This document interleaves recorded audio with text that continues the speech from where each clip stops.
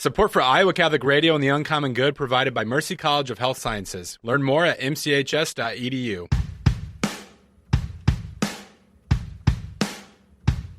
Welcome, folks, to the Uncommon Good with Bo Bonner and Dr. Bud Marr. Every week, diving deep into the truth of Catholic social teaching and restoring all things in Christ. The Uncommon Good is on the air. I'm Bo Bonner. And I'm Dr. Bud Marr. We are coming to you from these United States of America, here in the middle of the country, the middle of Iowa, between the confluence of the Raccoon and Des Moines rivers. The Uncommon Good. Wonderful to be with you. I'm Bo Bonner, Senior Advisor for Mission Initiatives, the Director for the Center for Human Flourishing at Mercy College of Health Sciences. And over here to my right, if you want to imagine what you're hearing, Bud. Yeah, Bud Marr, Dean of Liberal Arts and Sciences at the college. And folks, I wish you could see into the studio and watch Bo Bonner on the board here. He's taken over editing duties for the show, and he's just like, it's like a DJ at a turntable. Right. He's mixing it up, pulling levers. DJ Red Dirt. Burning incense. It really, I'm getting a Wizard of Oz type, like, peek behind the curtain. I wish that the digital board that we use was, like, steam-driven. So, like, there's always, like, I'm just, like, shoveling coal like, into the machine. We went, like, steampunk, and we have, like, an old train that somehow records. If it sounds like we're breathing heavily, it's because the energy is produced by us pedaling. That would make doing an hour show heroic, I would say. We just die from heart attacks halfway through. That would happen once. No, we're glad to be here, and we want to say thank you to Mercy College of Health Sciences for underwriting the show, mchs.edu. The meat and potatoes part of the year. I mean, it is Lent, so maybe not the meat. Maybe the salmon and potatoes. But you get my point, that this really is the hearty part of the year where we really see the students putting in the hard work that's going to pay off down the line when they graduate. Yeah, I was impressed by that transition, Bo, because I lofted the idea of a heart attack, and I thought you might go to, like, if you have a heart attack or are anticipating one in the future, and then go to Mercy College, but you gave an overview of our stations and whatnot. You're the king of transitions. I was more impressed by you not taking the low-hanging fruit today. Yeah. No, I think we do okay. I try to keep my heart rate low during the show. To sort of close off, though, thank you, Mercy College, for underwriting the show. mchs.edu. Make sure to go check that out if you are interested in extending that healing ministry of Jesus Christ. But speaking of a ministry, something is happening this weekend with you. It has not happened for a bit. Why don't you tell the good folks what's going to go on? Because it has to do with our show. It's not just for fun. So if you're listening to us live over the radio this weekend, starting Sunday night, I will be, and I say listening now because if you're listening to the podcast, you might have missed it, but Sunday, February 25th at 6 p.m., St. Anthony's Catholic Church on the south side of Des Moines, I'll be giving a parish mission. It's going to run Sunday, Monday, Tuesday, so the 25th, the 26th, and the 27th from 6 to 7:30 p.m. each night. I'll be talking to the good folks at St. Anthony's, but it's open to the public. I welcome all comers. Walk-ins are welcome. And Bo has graciously allowed me to do a bit of a practice. It won't be a repeat performance, but we're going to touch on some of the main themes that I hope to talk about during that mission. Yeah, I think the best way to say this is we're going to talk about the overarching principles. And if people want to get, again, not the meat and the potatoes, but the salmon and pilaf rice version of this meal you're preparing, This is just the appetizer. Full meal at St. Anthony's. This is the Uncommon Good. We'll be back right after this.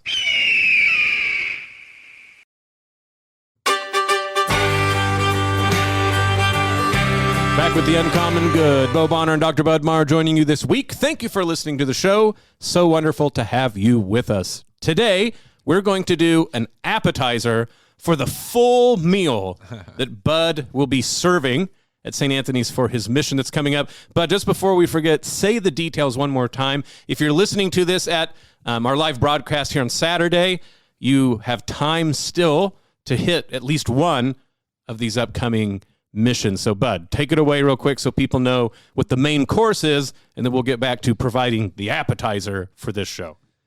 Yeah, so the mission kicks off on Sunday, February 25th. It runs the 25th, the 26th, and the 27th of February. It starts each night at 6 p.m. at St. Anthony's Catholic Church. I don't have the address of the church memorized. I know it's on Indianola Road. And if you're at the Iowa Cubs baseball stadium, just head another stone's throw south of there. What I always say is if you drive around Des Moines until you hit a part that looks like Italy, like there's just a church on a hillside, that's St. Anthony's. Yeah. So if you can, or if you have your head out the window and you smell the really good Italian food down on the south side, you will eventually run into St. Anthony's. I don't know if that is the official way to get there or not. That's what MapQuest says. That's if you're what driving down there. Yeah. So basically, if you just start heading south from downtown across the river, St. Anthony's is hard to miss. You'll see it. Yeah. So Bud, we're going to talk about the appetizer. But what's the title of your talk, and what are the main thrusts? Then we'll get into it today. So the talk is about God's abundant love, but it's really going to follow three movements, I'll say, like three steps. The first night is about what went wrong with the world.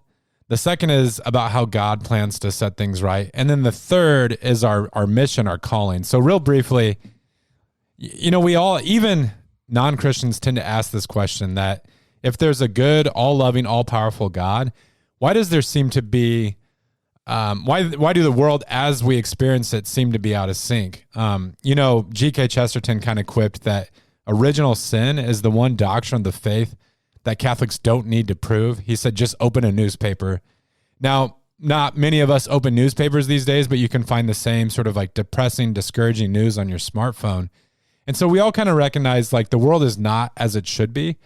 And Christianity, Catholicism provides a really cogent explanation as to why that's the case. The second night, and we can unpack each one of these further, has to do with how God goes about setting things right. Sneak preview, you've said appetizer. It's really going to focus the second night on the Eucharist or the Mass because that's at the heart of God's salvific plan to heal both the world and our hearts individually. And then the last night is what's our mission, our calling card. And the reason I'm finishing with that is you could have that talk about how God set things right, and the Mass being at the center of it and be like, okay, we're good to go. We still have life to live. We live in the already not yet.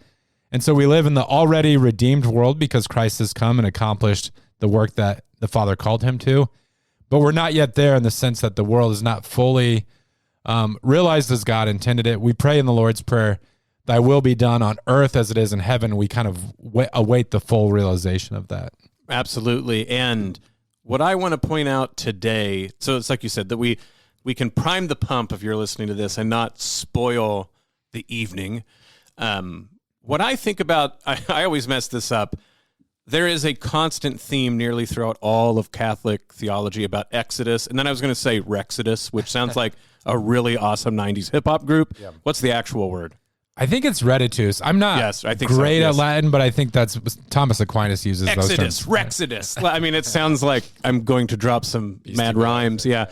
But yes, so if we talk about, of course, Thomas Aquinas himself, and you think about something like the Summa Theologia, people go, oh, so that's just like random bits of theology, right, that he throws out. Of course, mastermind that he is, he has a movement.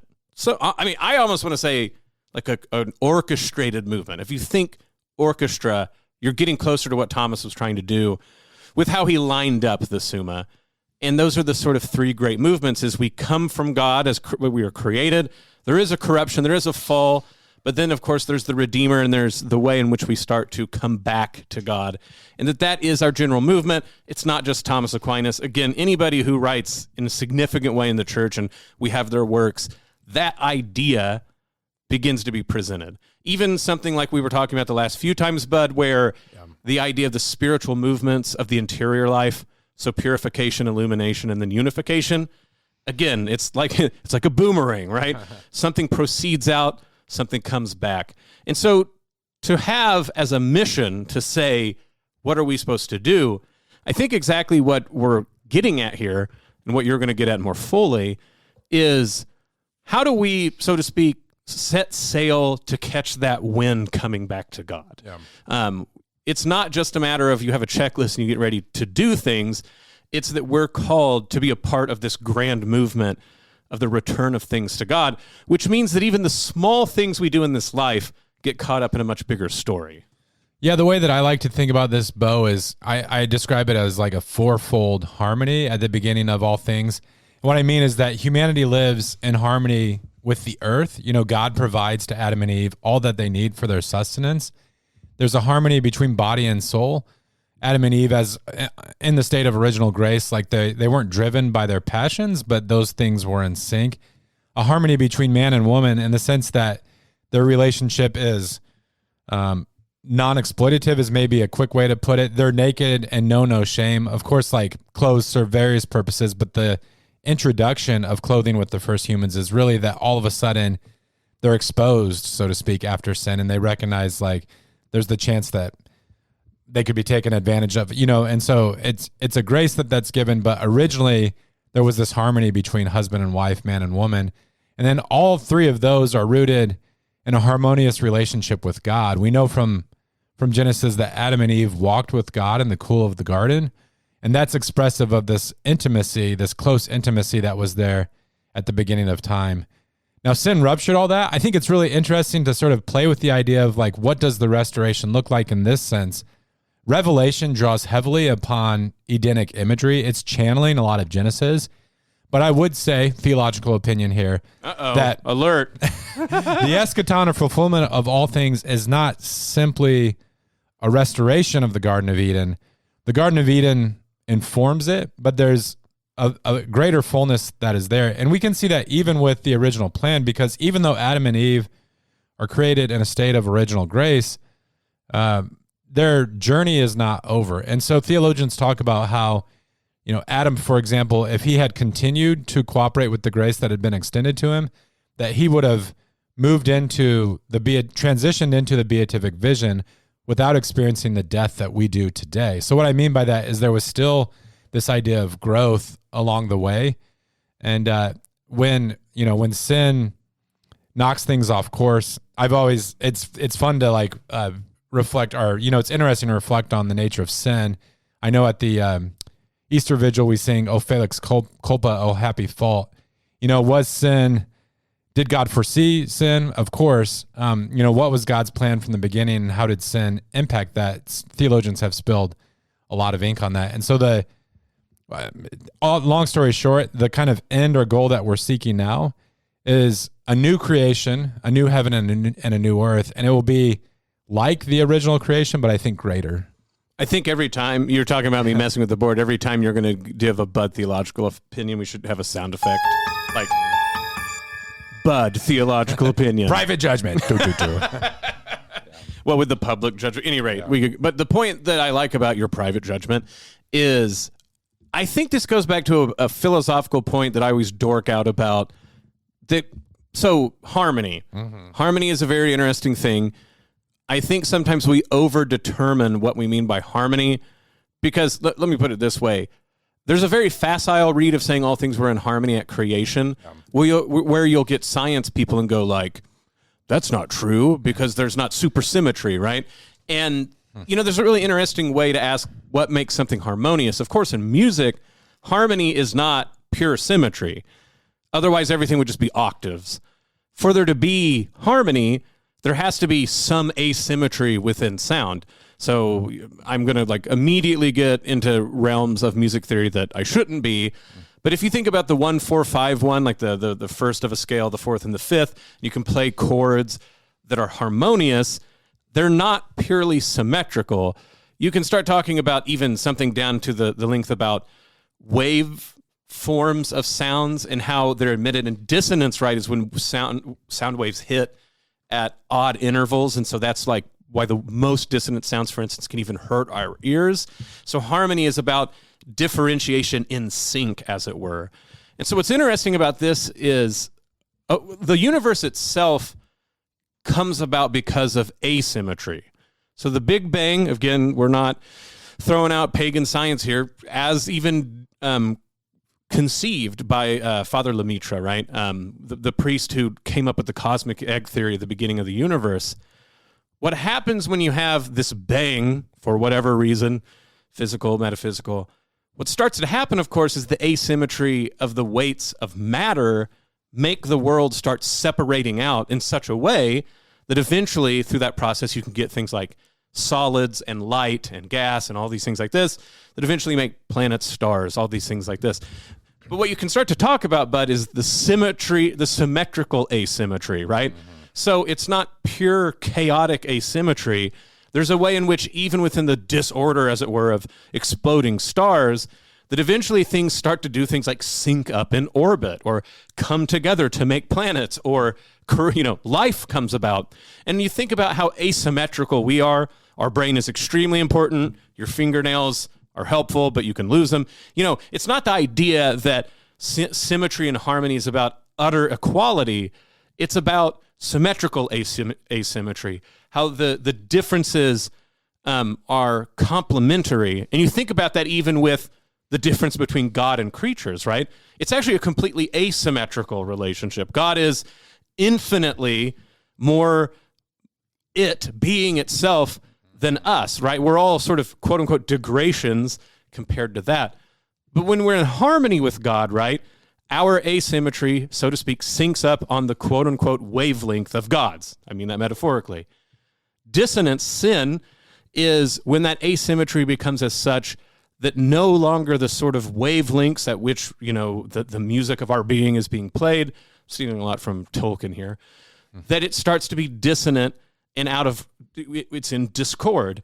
And I think that idea again comes back to, how do you rectify a sound that has become discordant? And now I'm showing like my ideas of playing guitar very poorly as a teenager. Yeah. How do you get something in tune? And what's interesting about it, right, is if you're messing with the machine heads on the guitar top that you tune with, I'm gonna do a sound effect, Bud. But as you get closer to being in tune, it sounds worse until it finally becomes in tune. So you'll play the two, and there will be this like yang yang yang yang. You're riveted, I can tell. Yang yang, and as you tune it, it starts to go yang yang yang yang yang yang, and it gets like faster, and you're like, what's going to happen? And then all of a sudden, it's harmonious. It's in sync. It's in tune. And this idea of a creation, of us going away from God, but then separating from sin and discord, but then coming back in tune with God, that to me is why we have to say, even if we go to a mission to get away from the world a bit and think about God and, like you said, the general movement of what that means, the work we have to go back into the world and do is to get the world in tune with that original sound. And as you said, there's a way in which that sound is more magnificent, at least on our end. God doesn't need anything in addition, but on our end, there is something about hearing discord become harmonious that is an experience that we couldn't have otherwise. Well, I think a lot of what you just said can explode our preconceived categories of who God is, like in a very positive sense. What I mean by that, and I have to be careful about overplaying this, because so if you get into some scholarly literature about the Bible, there are scholars who will say there's this Hebrew conception of God and metaphysics, and then later theologians added on this Hellenistic veneer, like they took Greek metaphysics and they imposed it on the scriptures. I'm not saying that per se, but there is a way where you're talking about harmony and understanding harmony in relation to like symmetry and asymmetry and how those cooperate. That could be applied similarly to, I think, the idea of perfection. So when we use the word perfection, that's used in an equivocal manner. What I mean by that is, like, sometimes by perfection we mean without blemish. Sometimes it means something along the lines of like a perfect circle, having a kind of symmetry. And so there's different ways that we can sort of use and think about that word. When we talk about perfection, like God is setting things right, like I say, is the second movement of this mission. What does that look like in the end? Because there's a way where you could say perfection means that from the beginning, God is unchanging. He creates a world without any faults in it. Like we could talk about like what constitutes a fault. Like, does a mosquito biting your skin? Like, is that a part of the original plan or whatnot? But by the way, I hope not. I hope not. Or at least not the end plan. But when you get to the end, like what's always fascinated me about the resurrection and the resurrection appearances is normally when you think of someone who like is powerful and has the opportunity to return after some wrong has been done to him, you anticipate revenge, at least, not to be flippant about it, but you could imagine like our Lord going to like the Sanhedrin and being like, how do you like them apples? Oh, yeah. But he goes to, his first appearances are to Clopas and his companion on the Emmaus Road, like not even two of the prominent disciples. He walks them through the scriptures. And then when he appears to all the disciples for the first time, it's really about establishing peace. But part of this establishment of peace, or the offering of peace, is by showing his followers his wounds, right? Yep. And you can imagine, a world or a salvific plan where heaven meant the erasure of wounds. Mm-hmm. But that doesn't take place in Scripture. And, our Lord, in fact, is a lamb who was slain since the foundation of the world. Talk about an interesting idea to pursue. Right. But even in his resurrected body, he still bears his wounds. And what I mean by, to kind of circle back to the beginning and flesh it out more clearly, the perfection that's being brought about, and that's where I don't even necessarily like the word perfection. I would maybe say pleroma, which means like fullness. Mm. The fullness that God is bringing creation to still involves a memory of the wrongs that were done. But the wrongs aren't flushed away, like they're not disappeared, so to speak. And they're also not the right that's done, because even our conception of justice can be a little bit off. It's not simply comeuppance for those who have done the wrongs, but it's the offer of a new form of community that's built on forgiveness and reconciliation instead of violence. No, I think that's very important. And for this last part of this segment, I am completely stealing from a book I'm reading for Lent, which is by Bishop Eric Varden, Chastity, Reconciliation of the Senses. It's a very good book. He points out that there's a whole host of words, perfection and purity, two of them in English, but certainly chastity in a lot of just the world, that they've become so hollowed out and stiffened and shrunk that they don't really get at what they even mean. They almost sort of work against the point that is being sought after. So I love that you say fullness is perfection, right? And if you think about what's the perfection of a flower, the flower fully in bloom. Purity, not as spotlessness or someone like uncorruptedness, as if it's sort of an innocent thing like kept in a cage and away from the world, but purity as in simpleness, right? So like undividedness. So Kierkegaard says purity of heart is to will one thing. So it's not to be, it's almost always an interior fact, right? It's not about what blemishes the world can lay on you.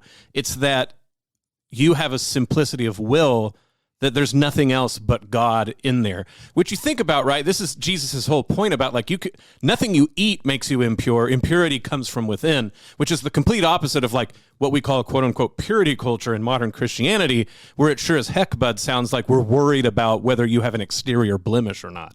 I mean, the martyrs, right, were killed. Some of them had horrible things done to them that, if you're being very technical about Roman ideas of purity, they were violated, but they were pure because of their will and the simplicity of their will and the simplicity of their love. And so finally, charity charity is great, but you heard it here first, folks. Charity is great. Yeah, not even a personal opinion. That's chastity. Objective. Yeah. Chastity is not simply the denial of things.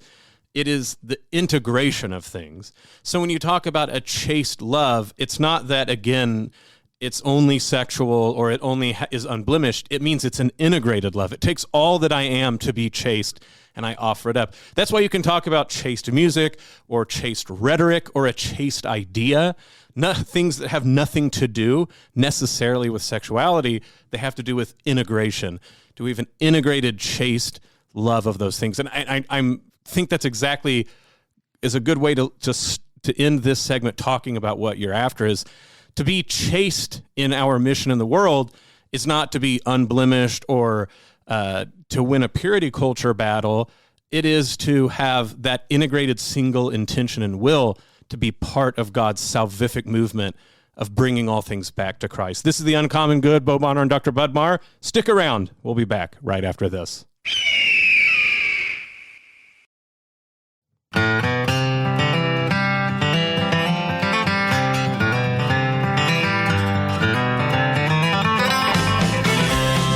Back with the Uncommon Good. Bo Bonner and Dr. Bud Marr joining you this week. Thank you for listening to the show, whether that be through the airwaves on Iowa Catholic Radio in Iowa, on iowacatholicradio.com or the Iowa Catholic Radio app, or, of course, with our wonderful, beautiful, fantastic podcast listeners. This is the Uncommon Good, and we're glad to have you with us. Bud, we are giving an appetizer for the feast that you will offer people this weekend. One more time before we jump back into this segment, how about you let people know where they can find you? Because this is an open to the public mission that you are not preaching, given. Yeah. Please join us at St. Anthony's Church starting this weekend. So Sunday, February 25th at 6 p.m., 6 to 7:30. We'll be talking about what went wrong with the world. And the next night, February 26th, will be how God sets things right. And then finally ending on Tuesday, February 27th, with a talk about our mission now that we know what God has done, like what great things he has done in our lives. So February 25th through the 27th, St. Anthony's Church, 6 to 7:30 each night. So you will be offering a splendid Lenten meal for the soul. Today, we are offering the appetizer that you, I guess, have like a food truck to get people to go into the meal. Lent has some great appetizers, fried calamari, fish sticks. I've always been a big fish stick guy. I suppose like nearly any sort of cheese type appetizer. Cheese. Yeah, earlier I thought you said instead of meat and potatoes, it was going to be fish and... Yes. But potatoes are fine during Lent. Oh, I was just thinking salmon goes better with pilaf rice. Oh, okay. Yeah, that's all I was getting at. We are the spinach and artichoke dip to your main meal. That's what we're going to do here. So let's get down to it. So, Bud, the first segment, we started with Genesis, which makes sense. It's at the beginning. So, of course, peppering in aspects of the gospel and what Jesus says, but maybe that's what we can return to an episode from the gospel that plays a big part of how you conceive this exodus and reditus, this going out from God and coming back that we were insisting upon in the first segment. Are you thinking of a specific passage from the Gospels? No, I thought you had one. Well, what I was thinking about during the break, actually, besides food, was the expulsion from the garden. Oh. So you say we... No, it's good, because we're going to move to the Gospels for sure. Sorry, yes. Because I want to... But before the end... I, too, was thinking about salmon. I'm sorry. Before we get to the end of the show, I want to talk about the rending of the curtain in the temple. There we go. But when Adam and Eve are expelled from the garden, it is a very tragic episode. Each time I read it, it's a tough moment in human history, and God places this cherubim with a flaming sword at the entrance to the garden. As Genesis moves on, you get into Exodus, Leviticus, on down the line. That sort of sin, that root sin at the start of human history spirals outward. So you've got the conception of Cain and Abel, these two brothers to Adam and Eve. When that happens, it's this momentous occasion in Eve's life. She says, like, I'm a co-creator with God. And you, for a moment as a reader, if you're reading that for the first time, you may think like, well, is Cain the one who was promised? God says to Adam and Eve that through the seed of the woman, he'll bring someone about who crushes the head of the serpent. But that's not the case. Cain kills his brother Abel. And so this violence or this kind of this strife between human beings ripples outward until you get to like Lamech, who like he shows off that if Cain killed 7, I've killed 7,000, something to that effect. And then when it comes to Noah coming on the scene, the wickedness of man has become so great that it says God regrets that he even created human beings. And so sin has these baleful effects, but what you see is that God doesn't, thank goodness God doesn't leave us to wallow in our sin, but provides from the very beginning a plan of redemption. And to me, Bo, the way that I think about this, and I'm going to talk about it at the mission, is that God's plan involves the restoration of the kind of intimacy that Adam and Eve knew in the garden. I think coming at it in those terms helps avoid what we could call a kind of supersessionism, where you see this sharp rupture or break between the old covenant and the new covenant. Because for us, things like animal sacrifice might seem very foreign and even kind of like bloody and gruesome. At least against the USDA rules. Yeah, but they're a real grace. Like the animal sacrifices in the old covenant are a way of fostering human communion between God and humans. Of course, the Passover figures prominently and centrally in this whole thing. But what I'd like to talk about, and we can jump into this further, is like how the temple, or I should say the establishment, the institution of the Eucharist is continuous with all of those sacrifices and not something that's like in sharp distinction from them. Well, so I thought of one thing, and it will play into the next movement you're making here. When people go to missions, and especially one like I know yours is going to be, where we consider aspects of the biblical story, it's easy to think, even people who barely read the Bible, that they know the story, so they don't even consider what it would even be like to read it for the first time. Like you said, I was very intrigued by imagining a reader who had never read the Bible and could think Cain was the one prophesized about the serpent. That's such an interesting idea. And we, of course, are like, oh, of course, all these people are going to mess up, right? And we know that there's a solution. But if you can get to the place where you can reimagine reading that and going, what would it be like for Eve to think, well, maybe one of these children is the very one, right? Because you're like, well, that would be a quick turnaround time, right? Like, we fell, but look, we did this, and we're going to wrap this puppy up. But as you said, when Cain kills his brother, the sort of yawning centuries of violence that is humanity opens up. And this moment of hope that maybe it's just the next, maybe Adam and Eve go, well, it's just us, right? We're the mess ups, but certainly our kids won't be. And the heartbreak to go, not only will this kid not be the one that goes against the serpent, but he will be the one who kills his brother. He ups the ante, bud.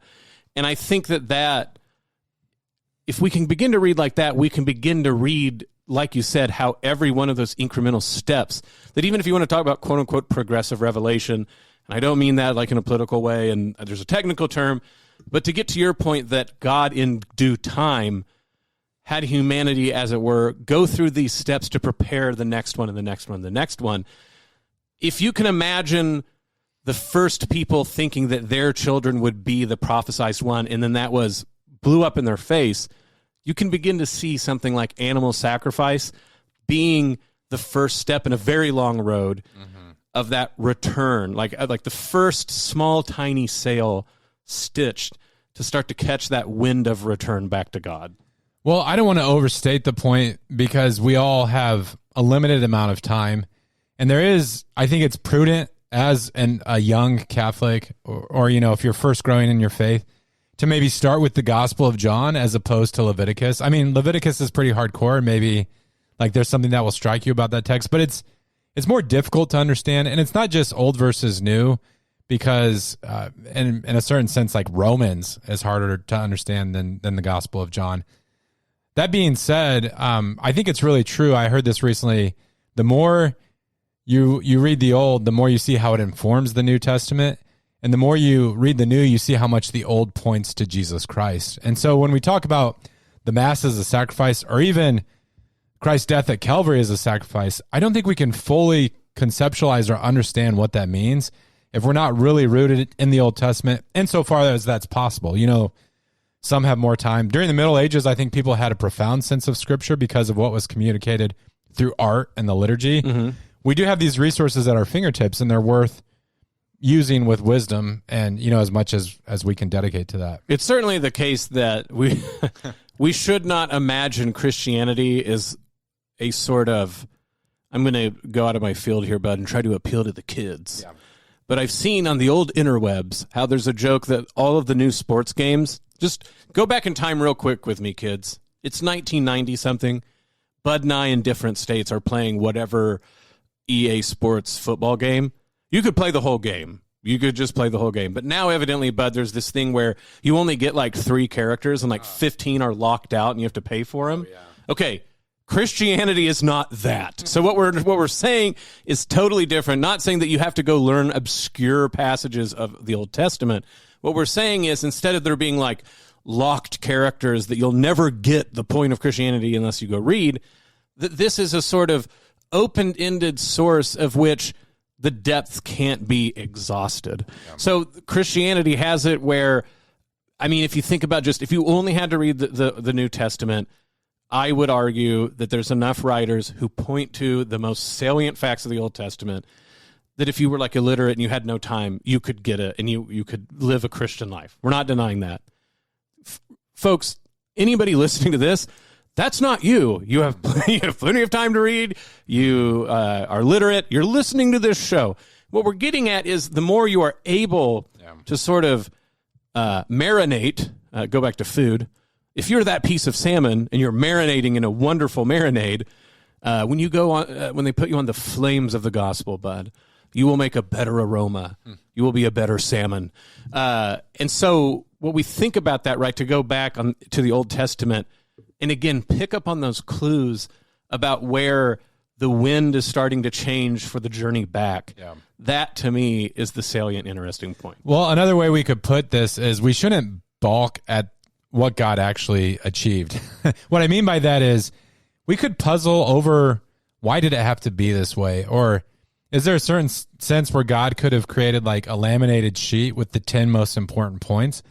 But I think the revelation that's been given to us is obviously providentially shaped so that it meets our needs. And we're creatures who grow in understanding. And so I think part of that, part of the reason for the revelation taking the shape that it did is there's this progressive character to it. Right. Now we have to be delicate in how we talk about this because again, like God commanding the laws that he did and asking the people of Israel to build a temple, like those are good things. And it did enable communion with God at that time.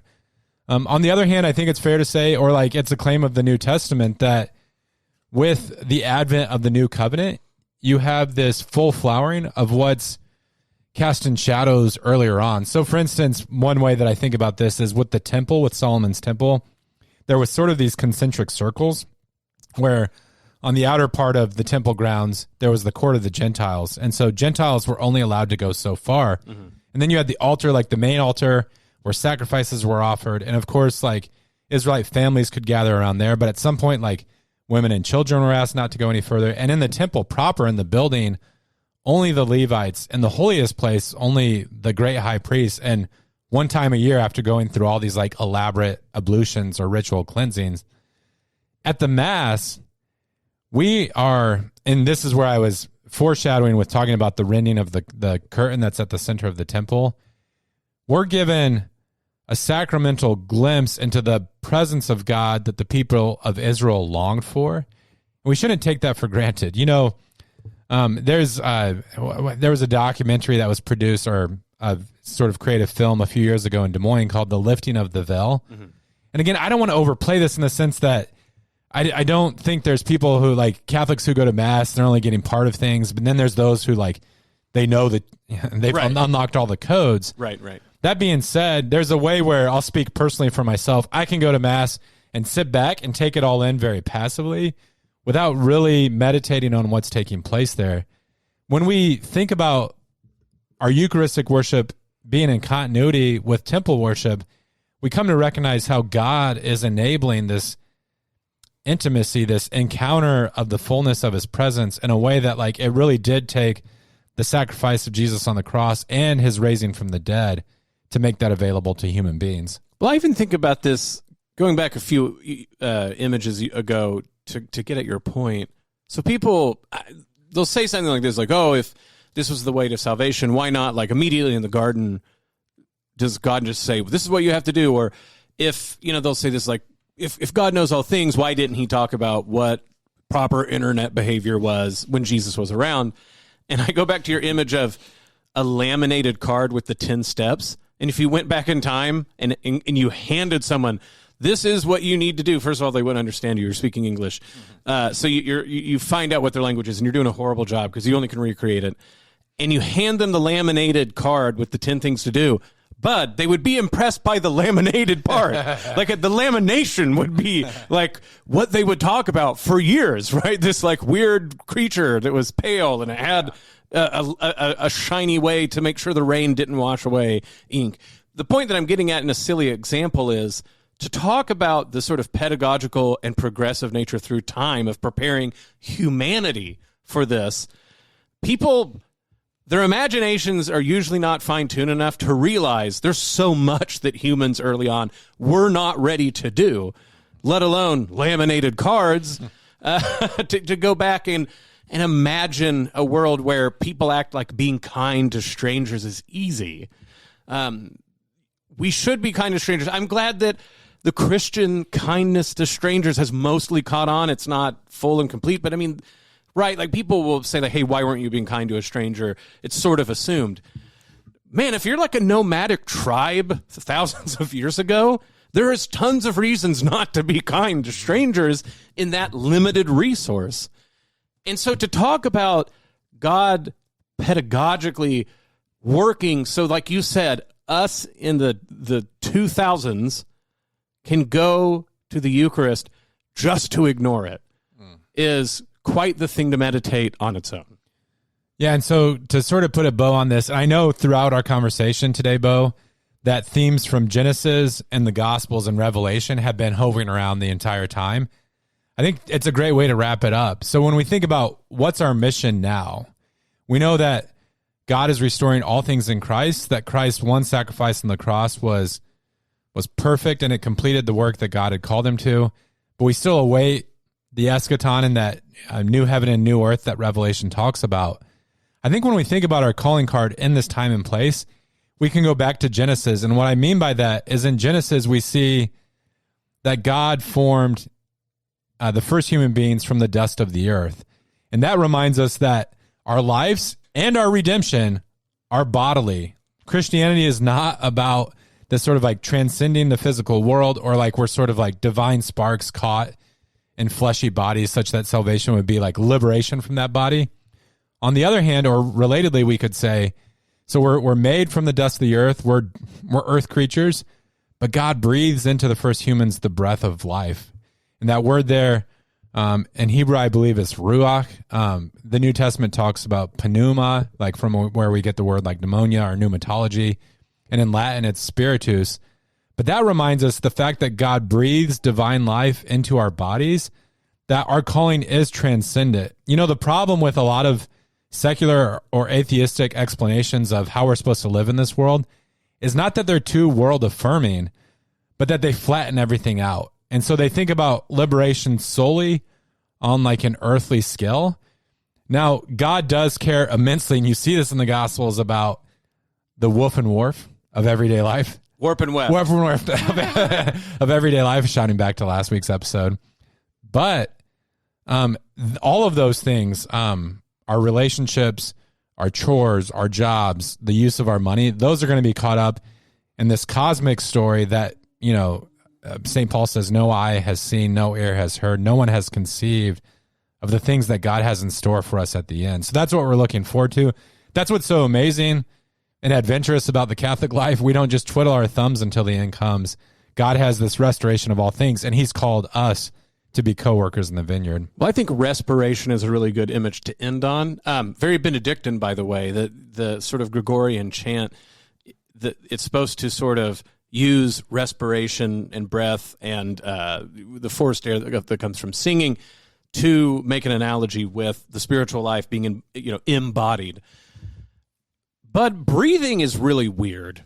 I mean, it's one thing to walk around on Earth and go like, oh yeah, somehow the Earth has wind and it pushes things. I don't know, that seems fine.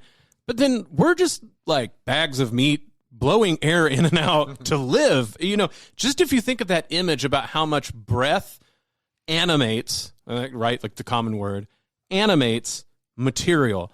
Mm-hmm. Yes, I know, and Christians for a long time have known that breathing is about molecules and material too. But don't get, think about that in terms of the metaphor. What is heaviest about us is in some ways not the most important. It's the lightest thing about us. It's the thing that we don't even barely register the weight of that propels all of this forward. And so you think about having a respiration with God, to breathe with Christ, to join that wind, right, that instead of pushing out, now pushes us back to God. Our wind, the wind that makes us vivified and alive, to have respiration with the Spirit, which also, right, it was like a mighty wind that came upon the apostles.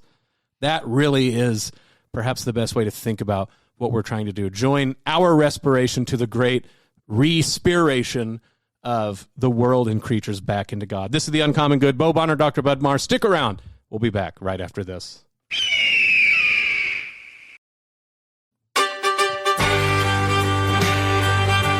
Back with The Uncommon Good. Bo Bonner and Dr. Bud Marr joining you this week. Thank you for listening to the show.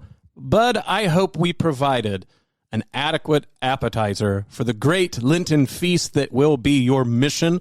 One more time, throw it out to the folks where it is and when, so they can make sure to, if they were inspired, bad pun for what we just finished off with, by this show, that they will go make sure to catch all 3 days, or any of them, but all 3 of your mission.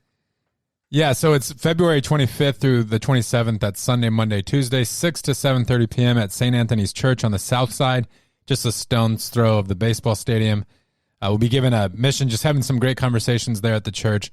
And Bo, this has been a lot of fun. This has been great. You gave me some ideas. I was jotting down notes as we were talking, and I was thinking on the show, like, this was a setup for the mission. Maybe we can do some future episodes where you help me work through like grocery lists. That's right. And that's the plagiarism alert. We can grade papers during the show. I like it. I mean, it's all riveting, so I'm for it. But speaking of riveting, if you want to join us, that doesn't make any sense. It is Lent. I'll allow it. Yeah, it is Lent, and I know we're all trying to grow deeper in our prayer lives. Great thing about Iowa Catholic Radio, we broadcast the Rosary on air at 6 a.m. and 10 a.m., the Chaplet of Divine Mercy at 2:55 in the afternoon.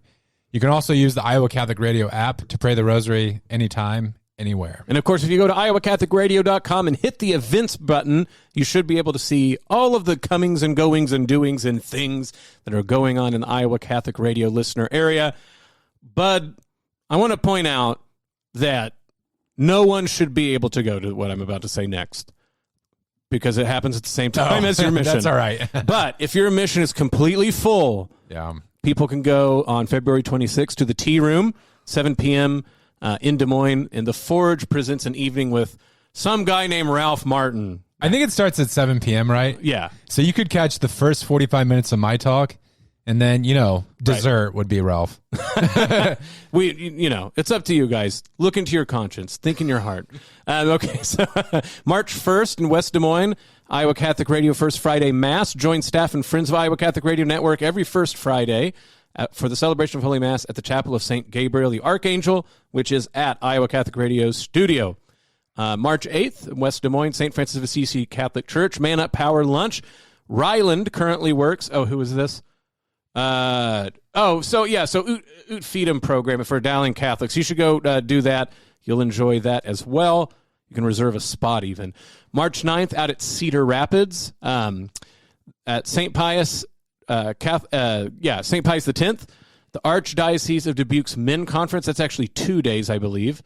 So you want to go make sure and check that out as well. April 12th in Altoona, St. John and Paul. We have Peter Herbeck out there for an inspiring evening with them, with Peter, Faith and Fellowship Come Alive.